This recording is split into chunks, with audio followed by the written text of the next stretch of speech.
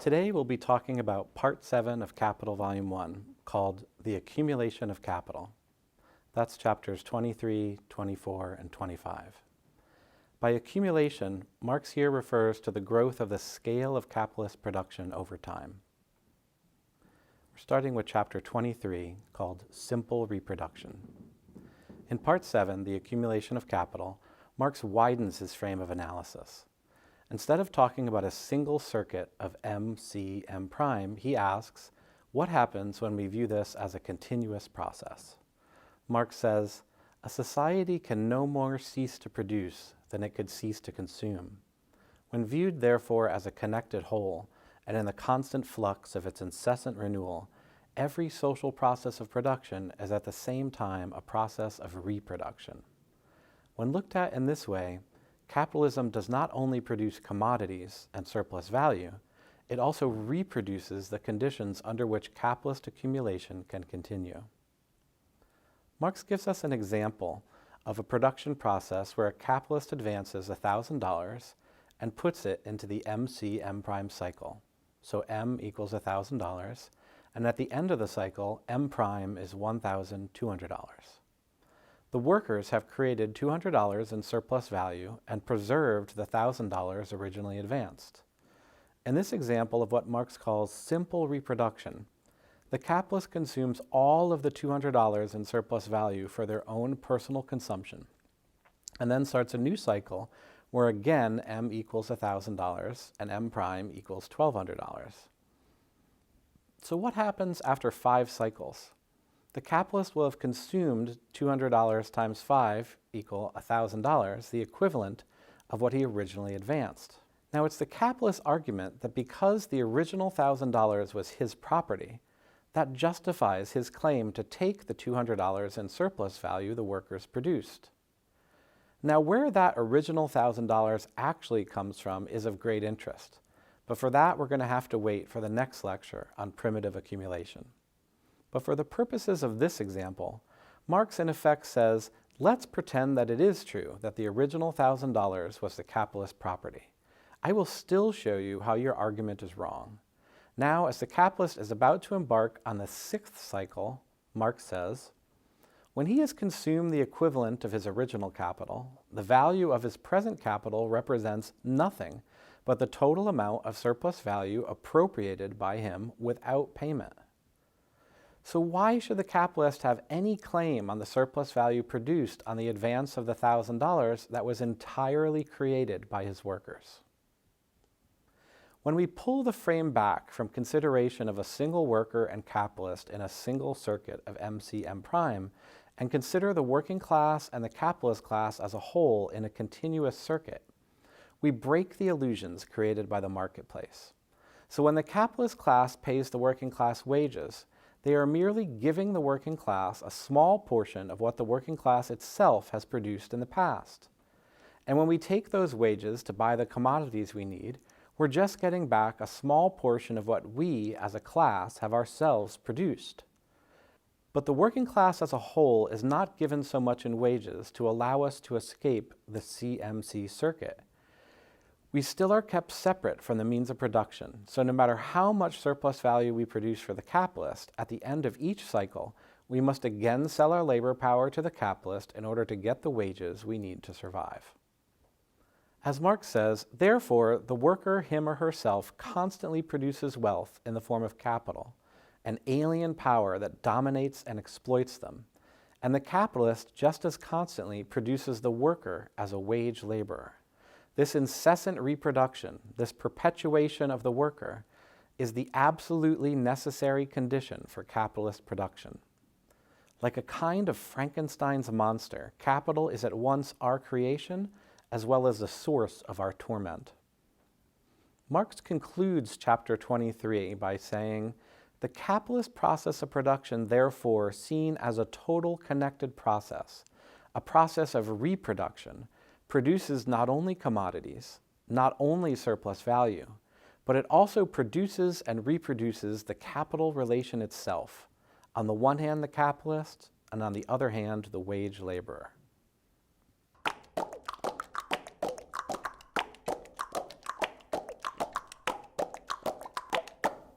Building on the idea of simple reproduction, where the capitalist consumes all of the surplus value produced in an MC-M' circuit, Marx now turns to expanded reproduction, or what he calls accumulation, where the capitalist reinvests a portion of the surplus value into the next circuit of production.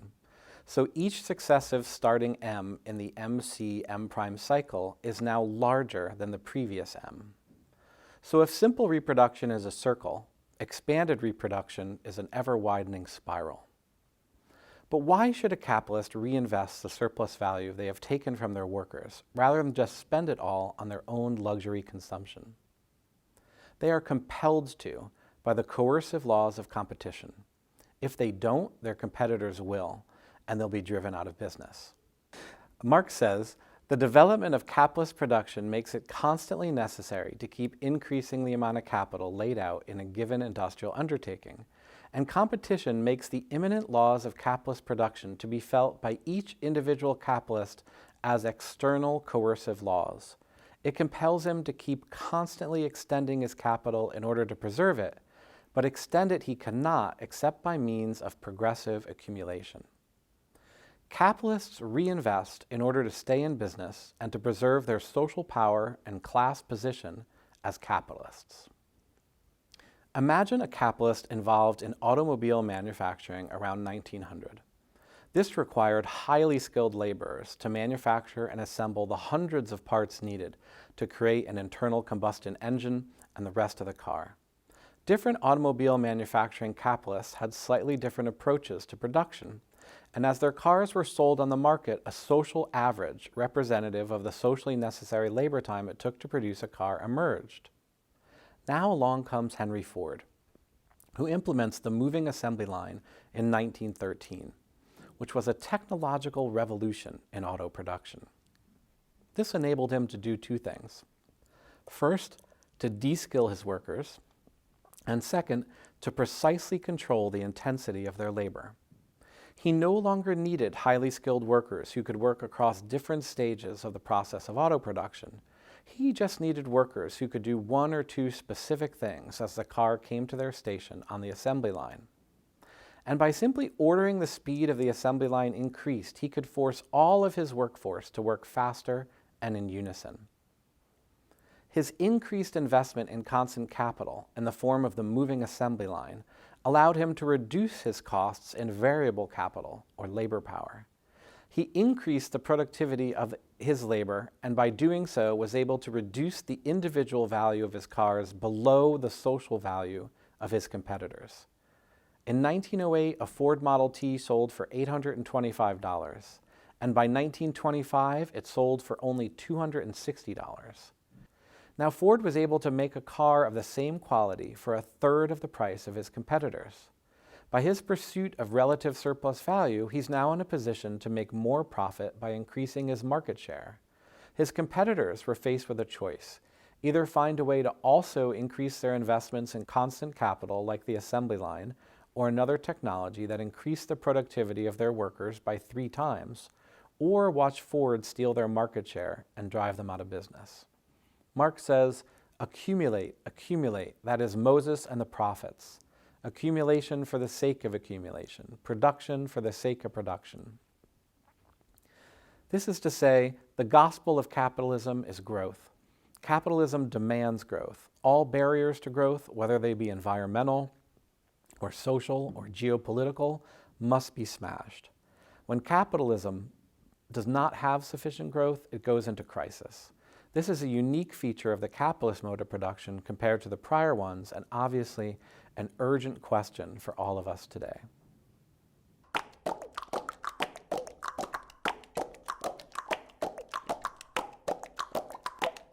Now that Marx has established the idea of expanded reproduction, or accumulation, he sets it in the context of continuous technological revolution and examines the effects on the working class.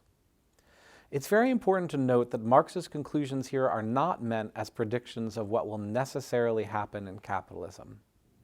In the beginning of section 7, he explicitly lays out the assumptions he's working from.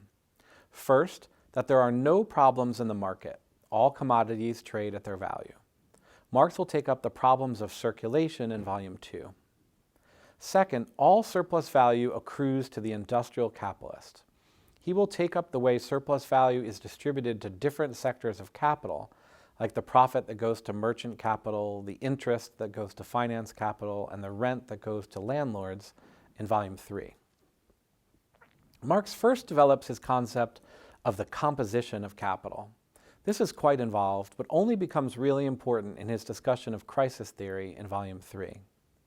For the purposes of his argument here, we will simplify and say that the composition of capital is simply C over V, where C is constant capital, or the value of means of production, and V is variable capital, or the value of labor power. Marx then shows that if capital accumulation were to proceed without technological change, in other words, if constant and variable capital remained in the same ratio to each other as they both grow, then the demand for labor power will necessarily grow. Marx says, accumulation of capital is therefore multiplication of the proletariat. If the capitalist encounters a limit to the supply of labor power that they need to expand, then wages will rise. This is good for the working class, but does not abolish exploitation. In Marx's words, it only means that the length and weight of the golden chain the wage laborer has already forged for him or herself is loosened somewhat. A reduction of the demand for labor power will of course cause wages to fall. Now, when we let go of our assumptions of accumulation without technological change and allow the productivity of labor to rise, things get really interesting. Marx has already established the drive towards technological innovation in the competitive pursuit of relative surplus value. What happens then is an increase in the constant capital relative to the variable capital. Or another way of saying the same thing, an increase in the means of production compared to labor power. Marx says, a point is reached in the course of accumulation at which the development of the productivity of social labor becomes the most powerful lever of accumulation. Technological and organizational changes raise the productivity of labor and accelerate the process of accumulation. As accumulation accelerates, it leads to and is also dependent on the concentration and centralization of capital. By concentration, Marx means that as accumulation increases and grows at a compound rate, we see the increasing mass of capital concentrated in a few capitalist hands. The centralization of capital is the takeovers, mergers, the driving of smaller firms out of business and buying up of their assets. As centralization and concentration increase, they tend to raise the productivity of labor and increase the ratio of constant to variable capital in the composition of capital. As the composition of capital rises, the demand for labor power falls relatively. Marx says, capitalist accumulation itself constantly produces, and produces in the direct ratio of its own energy and extent, a relatively redundant working population. A population which is superfluous to capital's average requirements for its own valorization, and therefore a surplus population. Note that this surplus population is only redundant or superfluous from the point of view of the capitalist looking to make profit. Marx is here directly attacking Malthusian arguments that are still with us today, that claim that there's just too many people for the Earth's resources to sustain, or that working class people have too many children they can't support. These are malicious lies. It is true that capitalism produces enormous, obscene wealth for a tiny handful of people, but it's also true that capitalism is a giant poverty-producing machine. Capitalism produces poverty no matter what the population rate is. One way capitalism creates poverty is by creating a relative surplus population of workers by the use of technology to throw them out of work. The creation of a permanent pool of unemployed workers is a necessary condition for capitalist accumulation. Marx says, but if a surplus population of workers is a necessary product of accumulation, or the development of wealth on a capitalist basis, this surplus population becomes, conversely, the lever of capitalistic accumulation. Indeed, it becomes a condition for the existence of the capitalist mode of production. It forms a disposable industrial reserve army, which belongs to capital just as absolutely as if the latter had bred it at its own cost. The relative surplus population of the poor stands as a warning to what will happen to employed workers if they do not comply with the capitalist demands. Do what the boss says, or you'll end up like them. This threat becomes a lever to increase the intensity of work of the employed workers. Thus, as Marx says, the condemnation of one part of the working class to enforced idleness by the overwork of the other part, and vice versa, becomes a means of enriching the individual capitalists. Apologists for capitalism tell us that capitalism will deliver prosperity for all eventually. That what's good for the owning class is what's good for all of us. These too are lies. What Marx has shown is that the opposite is true. He says, in proportion as capital accumulates, the situation of the worker, be their payment high or low, must grow worse. This is what Marx calls the general law of capitalist accumulation. Marx says, accumulation of wealth at one pole is therefore at the same time accumulation of misery, the torment of labor, slavery, ignorance, and brutalization at the opposite pole. Capitalism cannot produce the wealth to create billionaires without simultaneously producing the immiseration of billions of human beings. In 2020, even before the COVID crisis greatly exacerbated inequality, the world's 2,153 billionaires had more wealth than the 4.6 billion people who make up the 60% of the planet's population, according to a report by Oxfam. The 22 richest men in the world have more wealth than all of the women on the African continent put together. This is the direct result of the general law of capitalist accumulation, and it will not end until we end capitalism.